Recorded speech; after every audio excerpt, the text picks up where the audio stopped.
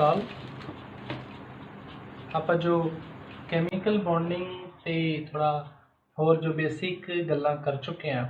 ਹੁਣ ਅਸੀਂ जो टॉपिक ਰੀਅਲੀ ਸਾਡੇ वैसे तो ਉਹਨਾਂ ਚੋਂ भी बहुत सारी चीज़ां ਕੈਮੀਕਲ ਬੌਂਡਿੰਗ 'ਚ ਜਿਹੜੇ क्वेश्चन ਆਉਂਦੇ ਨੇ, बहुत सारे पॉइंट्स ने ਜਿਹੜੇ ਆਪਾਂ ਉੱਥੇ डिस्कस ਕੀਤੇ ਆ। बट अपना जो मेजर टॉपिक है ਜਿਹੜਾ स्टार्ट करना सी अपना वो है कोऑर्डिनेशन केमिस्ट्री ਅਤੇ ਉਹਦੀ ਗੱਲ ਆਪਾਂ ਹੁਣ शुरू ਕਰਨ ਲੱਗੇ ਹਾਂ। सो कोऑर्डिनेशन केमिस्ट्री ਦੇ ਵਿੱਚ ਅੱਜ मैं बहुत ही बेसिक चीज़ ਜਿਹੜੀ ਸਭ ਤੋਂ ਪਹਿਲਾਂ ਜ਼ਰੂਰੀ ਹੈ ਆਪਾਂ ਨੂੰ ਆਉਣੀ ਚਾਹੀਦੀ ਹੈ। ਆਪਾਂ ਗੱਲ ਕਰਾਂਗੇ ਥੋੜਾ ਜਿਹਾ ਜਿਵੇਂ मैं ਪੰਜਾਬੀ 'ਚ ਕਹਿਣਾ ਹੁੰਦਾ ਕਿ ਆਪਾਂ ਨੁਕਤਿਆਂ ਦੇ ਵਿੱਚ ਹੀ ਗੱਲ ਕਰਨੀ ਆ। ਐਸੀਆਂ ਸਿੰਪਲ ਚੀਜ਼ਾਂ ਜਿਹੜੀਆਂ ਕਿ ਆਪਾਂ ਇੱਕੋ ਵਾਰ 'ਚ ਜੇ ਪੁਆਇੰਟ ਸਮਝ ਲਈਏ ਤਾਂ ਆਪਣਾ ਸਾਰੇ ਦਾ ਸਾਰਾ ਟੌਪਿਕ ਜਿਹੜਾ ਕਲੀਅਰ ਹੋ ਜਾਏਗਾ। ਹਰ ਤਰ੍ਹਾਂ ਦੇ ਨੈਟ ਦੇ ਕੁਐਸਚਨ ਜਾਂ ਜੈਮ ਦੇ ਕੁਐਸਚਨ ਤੁਸੀਂ ਫਿਰ ਕਰ ਸਕਦੇ ਹੋ। ਤਾਂ ਉਹਨਾਂ ਜੋ ਪੁਆਇੰਟਸ ਨੂੰ ਹੀ ਮੈਂ ਜ਼ੋਰ ਦੇ ਕੇ ਥੋੜ੍ਹਾ ਜਿਹਾ ਦੱਸਦਾ ਹੁੰਦਾ ਅਤੇ ਉਹਨਾਂ ਨੂੰ ਹੀ ਤੁਸੀਂ ਸਮਝਣਾ ਹੈ। ਉਸੇ ਇੰਟੈਂਸਿਟੀ ਦੇ ਨਾਲ ਤੁਸੀਂ ਗ੍ਰਾਸਪ ਕਰਨੇ ਆ ਉਹ ਪੁਆਇੰਟ, ਤਾਂ ਹੀ ਆਪਾਂ ਇਹ 'ਚ ਫਾਇਦਾ ਲੈ ਸਕਾਂਗੇ। ਠੀਕ ਹੈ, ਇਸ ਜਿਹੜਾ ਵੀ ਆਪਾਂ ਇਹ ਸਿਸਟਮ ਸ਼ੁਰੂ ਕੀਤਾ ਤਾਂ ਹੀ ਤੁਹਾਡੇ ਤੱਕ ਬੈਟਰ ਚੀਜ਼ ਪਹੁੰਚ ਸਕਦੀ ਹੈ। ਅਤੇ ਉਹਨੂੰ ਪ੍ਰੈਕਟਿਸ ਕਰੋ, ਉਹਨੂੰ ਬਾਰ ਦੇਖੋ, ਕੁਐਸਚਨ ਪੁੱਛੋ, ਇੰਟਰੈਕਟ ਕਰੋ। ਠੀਕ ਹੈ, ਉਹ ਬਹੁਤ ਜ਼ਰੂਰੀ ਹੈ। ਅਦਰਵਾਈਜ਼ ਕੁਛ ਨਹੀਂ ਤੁਹਾਡੇ ਪੱਲੇ ਪਏਗਾ ਜੇ ਤੁਸੀਂ ਉਹਨੂੰ ਫੋਲੋ ਨਹੀਂ ਕਰੋਗੇ, ਉਹਦੇ ਵਿੱਚੋਂ ਕੁਐਸਚਨ ਨਹੀਂ ਲੱਭੋਗੇ, ਉਹਨਾਂ ਕੁਐਸਚਨ ਦੇ ਜਵਾਬ ਨਹੀਂ ਲੱਭੋਗੇ ਤਾਂ ਤੁਹਾਨੂੰ ਕੋਈ ਇਹਦਾ ਜ਼ਿਆਦਾ ਫਾਇਦਾ ਨਹੀਂ ਹੋਇਆ, ਕਿਸੇ ਵੀ ਚੀਜ਼ ਦਾ ਨਹੀਂ ਪਤਾ। ਬਹੁਤ ਸਾਰੇ ਯੂਟਿਊਬ ਚੈਨਲਸ ਨੇ, ਤੁਹਾਨੂੰ ਸਮਝ ਨਹੀਂ ਆਉਂਦੀ ਹੁੰਦੀ ਕਿ ਕਿਹਨੂੰ ਫੋਲੋ ਕਰੀਏ, ਪਰ ਦਰਅਸਲ ਤੁਸੀਂ ਕਿਸੇ ਨੂੰ ਵੀ ਫੋਲੋ ਨਹੀਂ ਕਰਦੇ। ਫੋਲੋ ਇਨ ਦਾ ਸੈਂਸ ਕਿ ਉਹਦੇ ਨਾਲ ਜੁੜ ਜਾਓ। ਉਹ ਬੰਦਾ ਜੇ ਕਿਸੇ ਵੀ ਪਲੇਟਫਾਰਮ 'ਤੇ ਹੈ ਤਾਂ ਉਹਦੇ ਨਾਲ ਇੰਟਰੈਕਸ਼ਨ 'ਚ ਆ ਜਾਓ। ਜਿੱਦਾਂ ਆਪਾਂ ਟੈਲੀਗ੍ਰਾਮ ਵੀ ਇੱਕ ਬਣਾਇਆ ਹੋਇਆ ਗਰੁੱਪ, ਠੀਕ ਹੈ, ਉੱਥੇ ਤੁਸੀਂ ਮੈਸੇਜ ਕਰੋ, ਉੱਥੇ ਪੁੱਛੋ ਕਿਹੜਾ ਪੁਆਇੰਟ ਕਿਵੇਂ ਹੈ, ਕਿਹੜੀ ਚੀਜ਼ ਨਹੀਂ ਸਮਝ ਆਈ। ਬਹੁਤ ਹੀ ਸਿੰਪਲ ਤਰੀਕੇ ਦੇ ਨਾਲ ਸਮਝੀ ਜਾ ਸਕਦੀ ਹੈ। ਮੈਂ ਤਾਂ ਇਹ ਕਹਿਣਾ ਹੁੰਦਾ ਕਿ +2 ਤੋਂ ਨਿਕਲਦੇ ਸਾਰ ਵੀ ਜਿਹਨੂੰ ਸਿੰਪਲ ਪਹਿਲੇ 4 ਚੈਪਟਰ ਆਉਂਦੇ ਆ +1 ਦੇ, ਸਮਝ ਆਈ ਹੋਈ ਹੈ ਕੰਸੈਪਟਸ ਦੀ, ਉਹ ਸਿੱਧਾ ਨੈਟ ਦੀ ਤਿਆਰੀ ਕਰ ਸਕਦਾ। ਠੀਕ ਹੈ, ਉਹੀ ਆਪਾਂ ਇੱਥੇ ਸ਼ੁਰੂ ਕੀਤਾ। ਸਿਰਫ ਕੈਮੀਕਲ ਬੌਂਡਿੰਗ ਪੜ੍ਹਿਆ ਅੱਛੀ ਤਰ੍ਹਾਂ। ਥੋੜ੍ਹਾ ਸਟੀਰੀਓ ਕੈਮਿਸਟਰੀ ਦੀਆਂ ਵੀਡੀਓਜ਼ ਮੈਂ ਆਲਰੇਡੀ YouTube ਚੈਨਲ 'ਤੇ ਪਾਈਆਂ ਹੋਈਆਂ ਨੇ। ਇਹਨਾਂ ਨੂੰ ਹੀ ਯੂਜ਼ ਕਰਕੇ ਤੁਸੀਂ ਇੱਕ ਬੇਸ ਬਣਾ ਸਕਦੇ ਹੋ, ਜਿੱਥੇ ਮੈਂ ਐਟੋਮਿਕ ਸਟਰਕਚਰ ਵੀ ਜੋੜਤਾ ਜਿੰਨਾ ਕੁ ਚਾਹੀਦਾ। ਪੀਰੀਓਡਿਸਿਟੀ ਨਾਲ ਦੀ ਨਾਲ ਆ ਜਾਏਗੀ ਜਿੱਦਾਂ ਅਸੀਂ ਪੜ੍ਹਦੇ ਜਾਵਾਂਗੇ। ਜਿੱਦਾਂ ਹੁਣ ਕੋਆਰਡੀਨੇਸ਼ਨ ਪੜ੍ਹਨੀ ਹੈ, ਇਹ 'ਚ 3D ਸੀਰੀਜ਼ ਬਾਰੇ ਆ ਜਾਏਗਾ, ਉਹ 'ਚ ਪੀਰੀਓਡਿਸਿਟੀ ਬਾਰੇ ਆ ਜਾਏਗਾ ਵੀ ਕਿੱਧਰ ਨੂੰ ਕੀ ਪ੍ਰੋਪਰਟੀ ਚੇਂਜ ਹੁੰਦੀ ਹੈ, ਇਹ ਸਾਰੀ ਚੀਜ਼ਾਂ ਆ ਜਾਣਗੀਆਂ। ਸੋ ਆਪਾਂ ਗੱਲ ਕਰਦੇ ਹਾਂ ਹੁਣ ਕੋਆਰਡੀਨੇਸ਼ਨ ਕੈਮਿਸਟਰੀ ਦੀ। ਇਸ ਦੇ ਵਿੱਚ ਅਸੀਂ ਦੇਖਦੇ ਹਾਂ ਕਿ ਇੱਕ ਮੈਟਲ ਹੈ ਆਪਾਂ ਕੋਲ ਅਤੇ ਇੱਕ ਲੀਗੈਂਡ ਹੈ। ਇਹ ਦੋ ਚੀਜ਼ਾਂ ਸਾਡੇ ਕੋਲ ਕੋਆਰਡੀਨੇਸ਼ਨ ਕੈਮਿਸਟਰੀ ਦੇ ਵਿੱਚ ਇੰਪੋਰਟੈਂਟ ਨੇ। ਲੀਗੈਂਡ ਕੌਣ ਨੇ? ਜਿਨ੍ਹਾਂ ਦੇ ਕੋਲ ਇਲੈਕਟ੍ਰੋਨ ਪੇਅਰ ਹੈ, ਅਤੇ ਇਲੈਕਟ੍ਰੋਨ ਪੇਅਰ ਉਹ ਹਾਈ ਐਨਰਜੀ ਦੇ ਵਿੱਚ ਹੈ ਤਾਂ ਉਹ ਆਰਾਮ ਨਾਲ ਉਹਨੂੰ ਡੋਨੇਟ ਕਰ ਸਕਦੇ ਨੇ। ਇਲੈਕਟ੍ਰੋਨ ਪੇਅਰ ਲੋ ਐਨਰਜੀ ਦੇ ਵਿੱਚ ਹੈ, ਉਹਨੂੰ ਉਹ ਇੰਨੀ ਈਜ਼ੀਲੀ ਨਹੀਂ ਡੋਨੇਟ ਕਰ ਸਕਦਾ ਕੋਈ ਵੀ ਮੋਲੀਕਿਊਲ, ਪਰ ਹਾਈ ਐਨਰਜੀ ਵਾਲਾ ਇਲੈਕਟ੍ਰੋਨ ਪੇਅਰ ਦਿੱਤਾ ਜਾ ਸਕਦਾ। ਇਲੈਕਟ੍ਰੋਨ ਪੇਅਰ ਤੋਂ ਕੀ ਮਤਲਬ ਹੁੰਦਾ ਕਿ ਉਹ ਜੋ ਇਲੈਕਟ੍ਰੋਨਸ ਨੇ ਉਹ ਕਿਸੇ ਇੱਕ ਐਟਮ ਦੇ ਕਲੋਜ਼ ਹੋਣ ਐਨਰਜੀ ਦੇ ਵਿੱਚ, ਉਹਨੂੰ ਆਪਾਂ ਲੋਨ ਪੇਅਰ ਕਹਿ ਦਿੰਦੇ ਹਾਂ। ਠੀਕ ਹੈ ਜੀ, ਹੁਣੇ ਮੈਂ ਇਹਦੀ ਗੱਲ ਸਾਰੀ ਕਰਾਂਗਾ। ਹਾਲਾਂਕਿ ਜਦੋਂ ਮੋਲੀਕਿਊਲ ਹੀ ਬਣ ਗਿਆ ਤਾਂ ਮੋਲੀਕਿਊਲ ਦੇ ਵਿੱਚ ਤਾਂ ਕੋਈ ਐਟੋਮਿਕ ਪ੍ਰੋਪਰਟੀ ਰਹੀ ਨਹੀਂ, ਬਟ ਕਈ ਵਾਰੀ ਸਿੰਪਲ ਐਟਮ ਵੀ ਹੁੰਦੇ ਨੇ, ਜਿੱਦਾਂ ਕਲੋਰਾਈਡ ਹੋ ਗਿਆ। ਠੀਕ ਹੈ, ਇਹਦੇ ਵਿੱਚ 2 ਇਲੈਕਟ੍ਰੋਨ ਨੇ ਜਿਹੜੇ ਐਜ਼ ਏ ਸਿੰਪਲ ਇਲੈਕਟ੍ਰੋਨ ਵੀ ਐਗਜ਼ਿਸਟ ਕਰਦੇ ਨੇ। ਠੀਕ ਹੈ, ਤਾਂ ਮੇਰੇ ਕਹਿਣ ਦਾ ਭਾਵ ਇਹ ਹੈ ਕਿ ਕੁਛ ਐਟਮਸ ਵੀ ਹੋ ਸਕਦੇ ਆ ਜਿਨ੍ਹਾਂ ਕੋਲ ਇਲੈਕਟ੍ਰੋਨ ਪੇਅਰ ਪਏ ਆ, ਬਟ ਕੁਛ ਮੋਲੀਕਿਊਲ ਵੀ ਹੋ ਸਕਦੇ ਆ ਜਿਨ੍ਹਾਂ ਦੇ ਕੋਲ ਇਲੈਕਟ੍ਰੋਨ ਪੇਅਰ ਪਏ ਆ। ਇਹ ਇਲੈਕਟ੍ਰੋਨ ਪੇਅਰ ਹੀ ਡੋਨੇਟ ਕਰਨੇ ਨੇ। ਹੁਣ ਇੱਥੇ ਡੋਨੇਟ ਸ਼ਬਦ ਦੀ ਬਜਾਏ ਆਪਾਂ ਇਹ ਕਹਿੰਦੇ ਕੋਆਰਡੀਨੇਟ ਕਰਨੇ ਆ, ਇਸ ਲਈ ਇਹਨੂੰ ਕੋਆਰਡੀਨੇਟ ਕੈਮਿਸਟਰੀ ਕਿਹਾ ਜਾਂਦਾ। ਕੋਆਰਡੀਨੇਟ ਕਰਨੇ ਆ। ਕੋਆਰਡੀਨੇਸ਼ਨ ਤੋਂ ਬਾਅਦ ਮੈਟਲ ਦੇ ਆਰਬਿਟਲ ਅਤੇ ਇਸ ਆਰਬਿਟਲ ਦੇ ਵਿੱਚ ਇੱਕ ਸ਼ੇਅਰਿੰਗ ਹੋ ਜਾਏਗੀ। ਸ਼ੇਅਰਿੰਗ ਤੋਂ ਬਾਅਦ ਇਹ ਜੋ ਐਗਜ਼ਿਸਟ ਕਰਨਗੇ 2 ਇਲੈਕਟ੍ਰੋਨ, उन्होंने दोनों ही शेयर करनगे। मतलब बॉन्ड बनन तो बाद यह एक कोवलेंट बॉन्ड की तरह ही बिहेव करता है। स्टार्टिंग च भावें एक एटम लैके आंदा दोनों इलैक्ट्रॉन, बट जो शेयर हो जाते हैं उदों दोनों ही उन्होंने शेयर करते हैं, तो एक कोवलेंट बॉन्ड की तरह ही ये बिहेव करता है। तो कोवलेंट बॉन्डिंग आपां उत्थे जाके बहुत डिटेल च आउंदी है, जिथे आपां देखते हैं कि थ्योरीज चेंज करदियां वेलेंस बॉन्ड थ्योरी तो क्रिस्टल फील्ड थ्योरी तो जो लीगेंड फील्ड थ्योरी तक आप पहुँचते हैं, तो आपको पता लगता है कि हाँ जी ये कोवलेंट बॉन्डिंग भी है। ठीक है, तो कोवलेंट बॉन्डिंग नाल चलती है।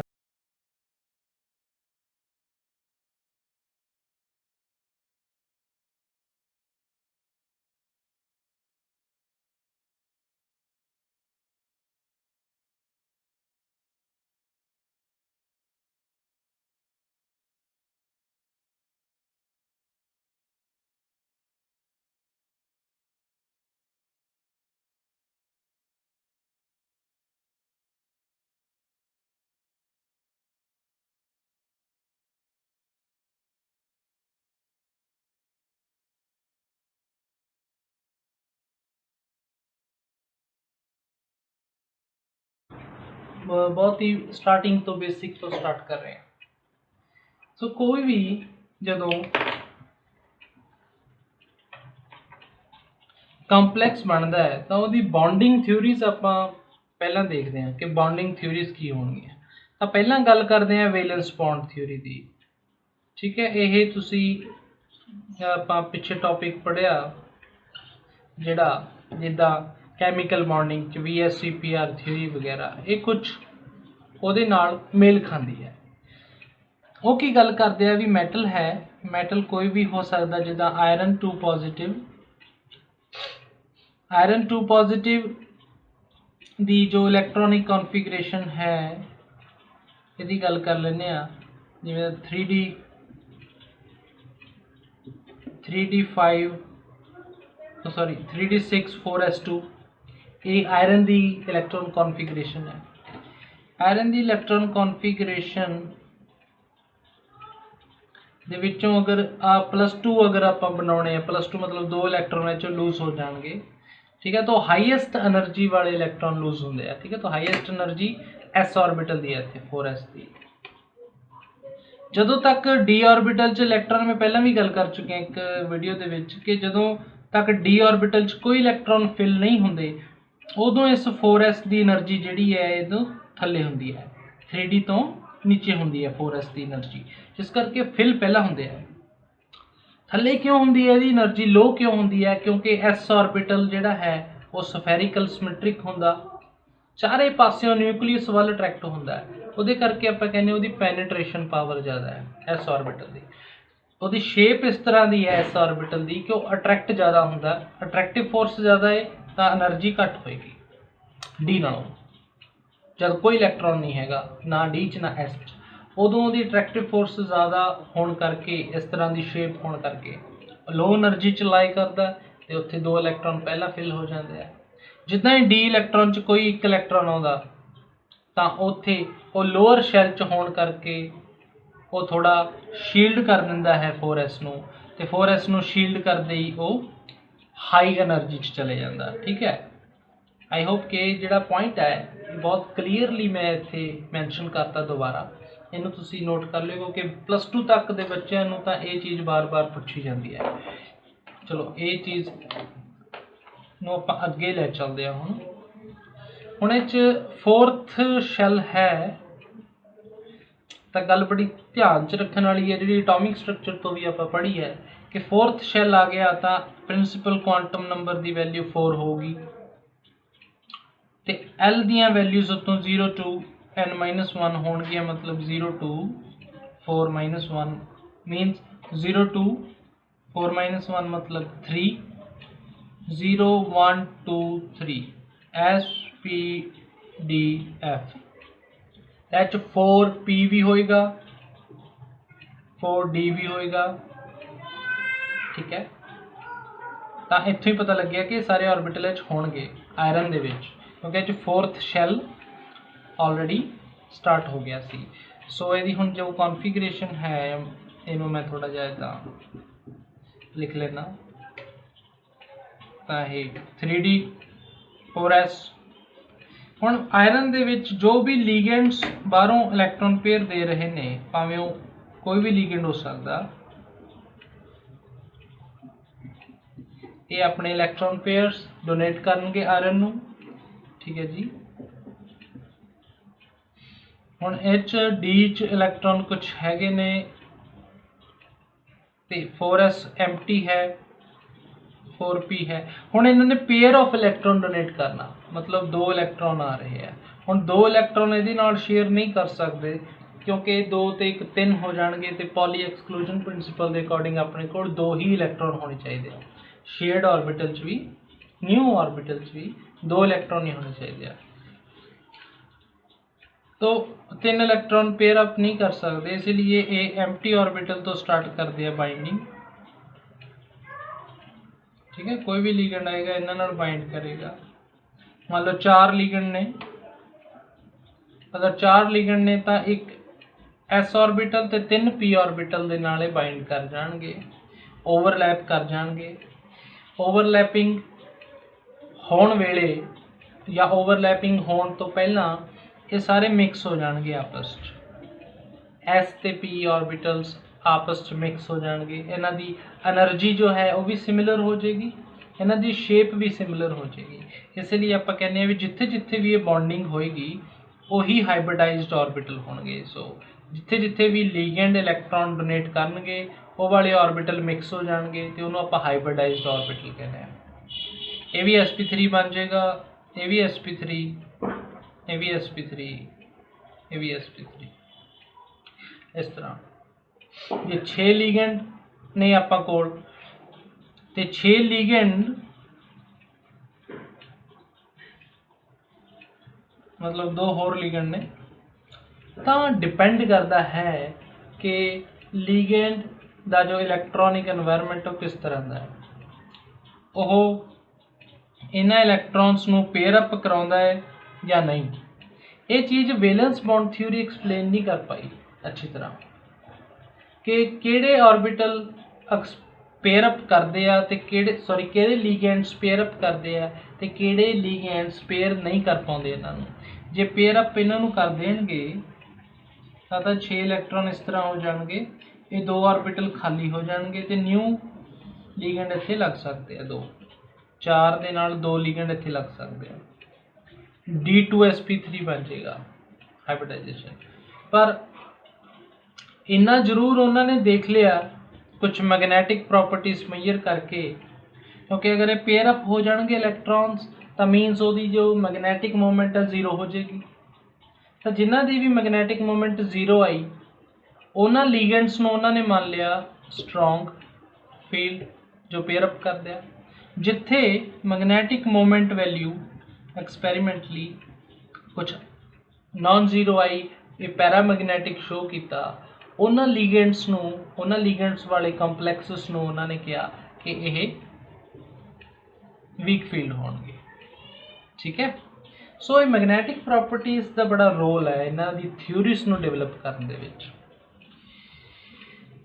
इसलिए वैलेंस बॉन्ड थ्योरी बहुत चीज़ों नूं प्रोडिक्ट नहीं कर पाई, जो प्रोडिक्ट इन द सेंस कि बहुत चीज़ों नूं ओह एक्सप्लेन नहीं कर पाई कंसैप्चुअली कि वाई इट इज़ हैपनिंग। वो इन्ना जरूर दस सके कि हाँ ये हो रहा, कुछ लीगेंड पेयर कर रहे हैं, कुछ लीगेंड पेयर नहीं कर रहे।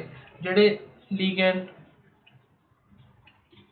पेयर कर रहे सी इलैक्ट्रॉन्स नूं टुगैदर डी ऑर्बिटल, उन्होंने स्ट्रोंग फील्ड कह दिता गया। जिहड़े लीगेंड्स पेयर नहीं कर रहे सी उन्होंने वीक फील्ड लीगेंड कह दिता गया। स्ट्रोंग फील्ड जिद्दां CO NO, ठीक है, अमोनीया तो बाद वाले जिन्ने भी ज़्यादातर जिहड़े हैगे ने, ठीक है, उन्होंने स्ट्रोंग फील्ड कैटेगरी च रखा गया। ठीक, तो वीक फील्ड जिहड़े पेयर अप नहीं कर सकते जिद्दां क्लोराइड आयोडाइड वगैरह ईवन वाटर, इन्हों थोड़ा वीक फील्ड च रखा गया। ये वैलेंस बॉन्ड थ्योरी च रखा, बट वैलेंस बॉन्ड थ्योरी बहुत सारे स्ट्रक्चर नूं भी नहीं प्रोडिक्ट कर पाई। मतलब एक लिमिटेशन नहीं है वैलेंस बॉन्ड थ्योरी दी, होर भी लिमिटेशंस ने। स्ट्रक्चर ਨੂੰ ਕਿਵੇਂ ਨਹੀਂ ਪ੍ਰੈਡਿਕਟ ਕਰ ਪਾਈ ਆਪਾਂ ਦੇਖੀਏ ਇੱਕ ਐਗਜ਼ਾਮਪਲ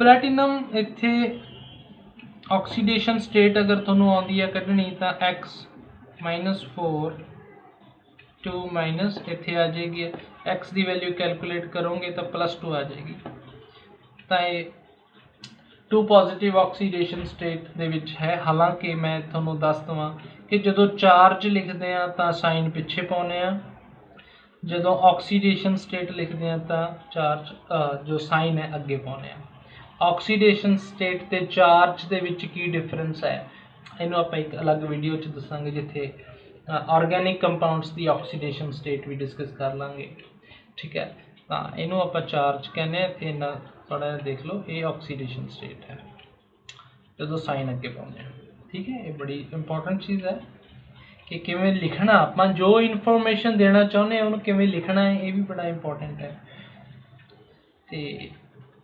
5D8 सिस्टम है ये प्लैटिनम जो है अपना 5D सीरीज़ का मैंबर है तो ओवरऑल ये कॉन्फिगरेशन ये होंगी है 5D8 6s2 तो +2 मीनस 2 इलैक्ट्रॉन जो लूज ने सो 5D8 6s ਦੇ ਵਿੱਚ जो क्लोराइड ने 4 इस तरह फाइंड 4 ही क्लोराइड आने ने तो क्लोराइड वैलेंस बॉन्ड थ्योरी ने कहा कि वीक फील्ड होएगा क्लोराइड तो पेयरिंग नहीं करेगा डी ऑर्बिटल की ठीक है इस तरह रहने पेयरिंग नहीं होएगी तो इधर ही अटैच होंगे 4 तो यदि एक्सपैक्टेड जो हाइब्रिडाइजेशन है sp3 है एक्सपैक्टेड हाइब्रिडाइजेशन के नाल इहदा स्ट्रक्चर एक्सपैक्टेड सीगा टेट्राहेड्रल बट जिदा जिदा एक्सरे क्रिस्टैलोग्राफी डेवलप हुई है तो रियली दे विच देखा गया स्ट्रक्चर किदां दे ने जिदा एक्सरे क्रिस्टैलोग्राफी डिस्कवर हुई उदों सानू पता लग्या कि दरअसल एदा जो स्ट्रक्चर है प्लैटिनम का Cl42 नेगेटिव का इट इज स्क्वेयर प्लेनर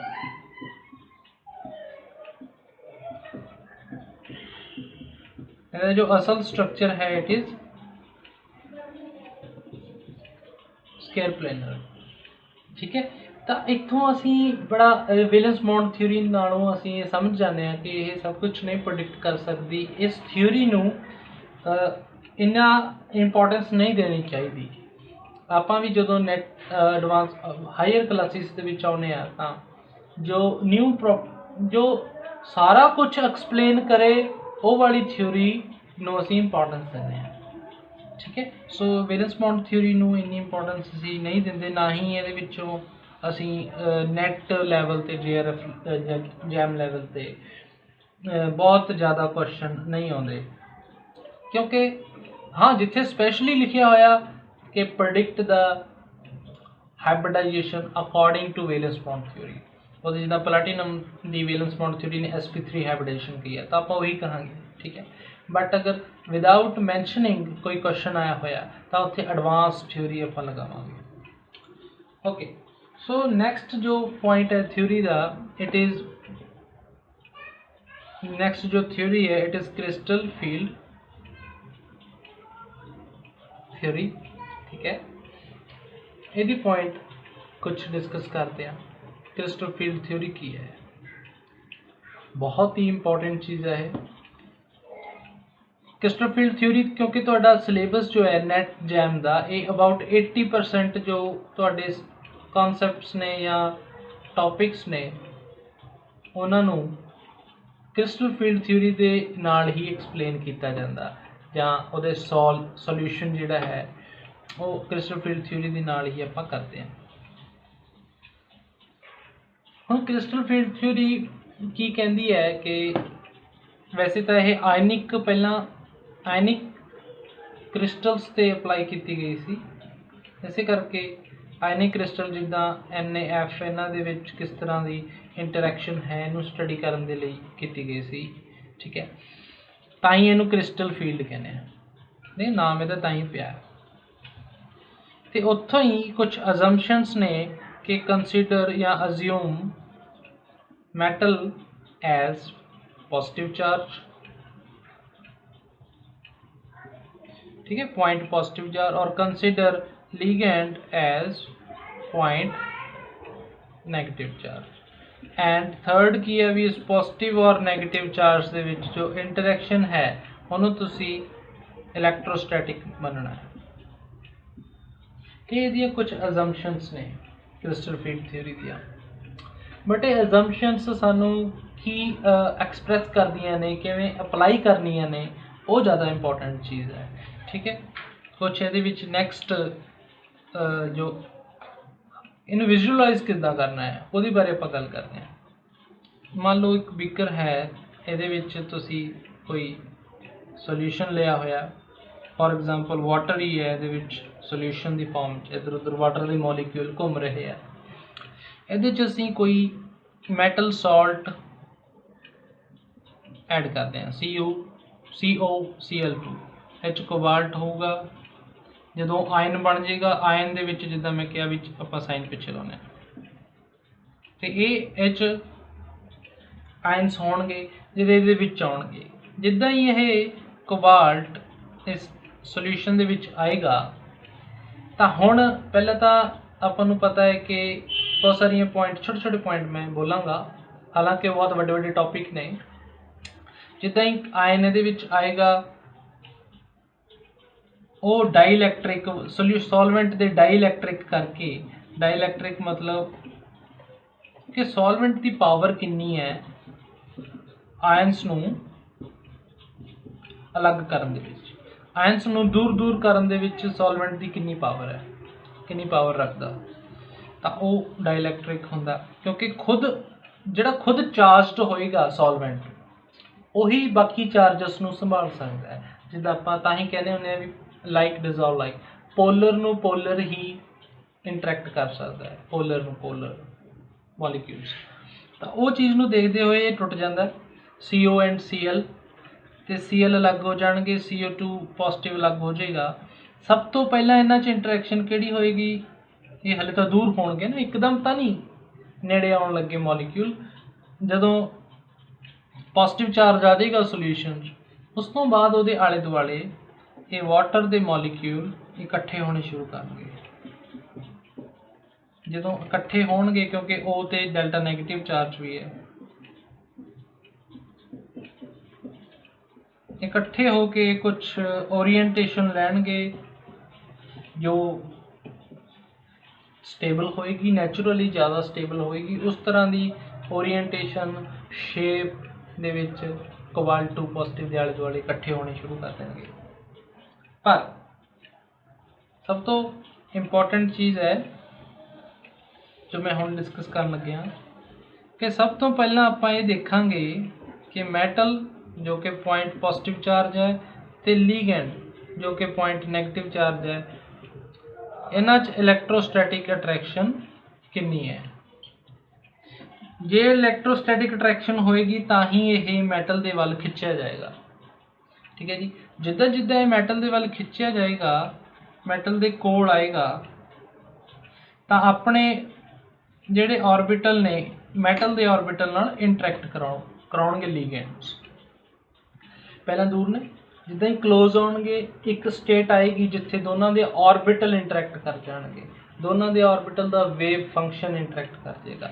वो जो करता है तो ओबीअसली एक बॉन्डिंग एंटी बॉन्डिंग बनता, वो असी लीगेंड फील्ड थ्योरी च देखांगे। बट हाले क्रिस्टल फील्ड थ्योरी कहती है भी उन्हां च इलैक्ट्रोस्टैटिक अट्रैक्शन है। इलैक्ट्रोस्टैटिकली अट्रैक्ट होंदा होंदा वो किन्ना क नेड़े आ जाएगा लीगेंड, कि लीगेंड इस तो भी ज़्यादा नेड़े जा सकता है।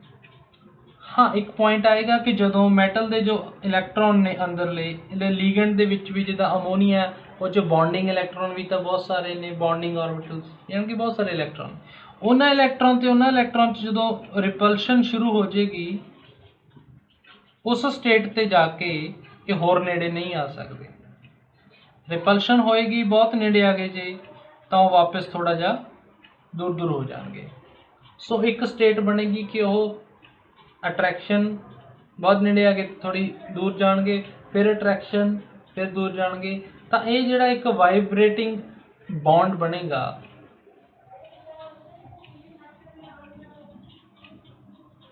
थोड़ा लैस डिस्टेंस ते लार्जेस्ट डिस्टेंस की जिहड़ी एवरेज होएगी ਉਹਨੂੰ ਅਸੀਂ ਕਹਿੰਦੇ ਆ बॉन्ड लेंथ। सो जो बॉन्ड लेंथ है, बॉन्ड लेंथ ਨੂੰ कौन डिसाइड करता है? मैटल लीगेंड की बॉन्ड लेंथ ਨੂੰ कौन डिसाइड करता है? इलैक्ट्रोस्टैटिक अट्रैक्शन। जे इलैक्ट्रोस्टैटिक अट्रैक्शन ही घट होएगी तो बहुता नेड़े ही नहीं आउणगे तो उन्हों की जी इक्विलिब्रियम स्टेट है वो पहले ही आ जाएगी तो उन्होंने बॉन्ड लेंथ ज़्यादा रहेगी। जे इलैक्ट्रोस्टैटिक अट्रैक्शन ज़्यादा है तो बहुत क्लोज आके इक्विलिब्रियम स्टेट आएगी तो बॉन्ड लेंथ घट रहेगी। फॉर एग्जांपल जे मैटल कोई +2 ऑक्सीडेशन स्टेट च है तो वही बॉन्ड लेंथ मान लो थोड़ी ज़्यादा रहेगी, जे कोई +3 ऑक्सीडेशन स्टेट है तो वही बॉन्ड लेंथ थोड़ी घट जाएगी। बड़ा इंपॉर्टेंट पॉइंट है, कई सारे कंसैप्चुअल क्वेश्चन तो इत्थों ही थोनों पूछ सकता है अगला। ठीक, ओके। तो बॉन्ड लेंथ तो बाद बॉन्ड लेंथ डिसाइड करेगी इलैक्ट्रोस्टैटिक अट्रैक्शन। ठीक है जी, इतने लिख दें।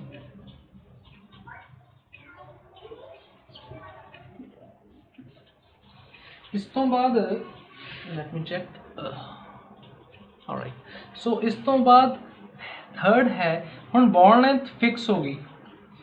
हुण आपां देखांगे क्योंकि बॉन्ड लेंथ जिन्हें डिसाइड करनी है वो इलैक्ट्रोस्टैटिक फोर्स आ तो उन्हें बॉन्ड लेंथ डिसाइड कर ली।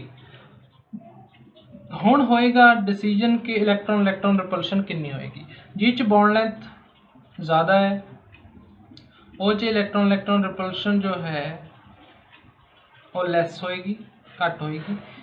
जिस बॉन्ड लेंथ घट नज़दीक ने दोनों वो च इलैक्ट्रॉन इलैक्ट्रॉन रिपल्शन जो है वो ज़्यादा होगी।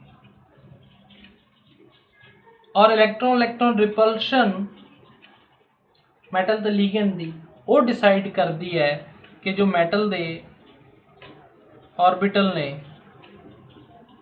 डी ऑर्बिटल ये कितना स्प्लिट करनगे। ठीक है, सो मैटल दे डी ऑर्बिटल कितना स्प्लिट करनगे ये इस डेल्टा ओ फॉर ऑक्टाहेड्रल। ठीक है, तो जोड़े मैटल के जो डी ऑर्बिटल ने ये स्प्लिट कितना करनगे इस रिपल्शन पर डिपेंड करता। सो जिन्नी बॉन्ड लेंथ घट होएगी उन्हें लीगेंड एंड मैटल इलैक्ट्रॉन ज़्यादा इंटरैक्ट करनगे, उन्होंने रिपल्शन ज़्यादा होएगी तो ये स्प्लिटिंग बढ़ जाएगी। इतने बॉन्ड लेंथ ज़्यादा है तो स्प्लिटिंग भी, रिपल्शन घट होएगी क्योंकि दूर ने इस करके स्प्लिटिंग भी घट होएगी। तो स्प्लिटिंग ਨੂੰ देखना होवे समझना होवे तो असीं इलैक्ट्रोस्टैटिक अट्रैक्शन तो शुरू करांगे। देखांगे मैटल ते चार्ज कितना है, लीगेंड की पोलराइजेबिलिटी कितनी है, उस हिसाब नाल देखांगे। मैटल ते चार्ज तो तुसीं भाव उहदा ऑक्सीडेशन स्टेट कह सकते हो। इन्हां च जिहड़ा फर्क है उहनूं मैं एक्सप्लेन कर दांगा, इन्हां ही कोआर्डीनेशन केमिस्ट्री के टॉपिक्स ही एक्सप्लेन कर दांगा। सो तां सानूं पता लगेगा कि किहदे विच स्प्लिटिंग ज़्यादा कीच घट है। जिद्दां फॉर एग्जाम्पल तुसी अगर आ दो सिस्टम लेने आ जिवें iron H2O 6 2 positive and iron H2O 6 3 positive, इन्हां च एक च आयरन 2 पॉजिटिव है एक च आयरन 3 पॉजिटिव है। इहदे विच बॉन्ड लेंथ थोड़ी वाटर नाल ज़्यादा रहेगी, इह च बॉन्ड लेंथ घट जाएगी। ये क्यों घटी है हुण? क्योंकि इत्थे इलैक्ट्रोस्टैटिक इंटरैक्शन ज़्यादा होणगी, बॉन्ड लेंथ घट होएगी। बॉन्ड लेंथ घट होएगी तो मैटल इलैक्ट्रॉन ते लीगेंड इलैक्ट्रॉन ज़्यादा रिपेल करनगे। एच जो स्प्लिटिंग है ज़्यादा होएगी, एच स्प्लिटिंग घट होएगी। किहड़ी स्प्लिटिंग की गल कर रहे हैं? मैटल दे जो एनर्जी ऑर्बिटल डी ऑर्बिटल जो स्प्लिटिंग होंदी है वो किवें होंदी है? क्यों 2 ऑर्बिटल ऊपर जाते हैं, क्यों 3 नीचे जाते हैं, तो टैट्राहेड्रल की स्प्लिटिंग होती है। उन्होंने जो फैक्टर है आपस 4/9 का वो किवें आउंदा, सारिया चीज़ां अगले लैक्चर च आपां डिस्कस करते हैं। ठीक है, थैंक यू सो मच।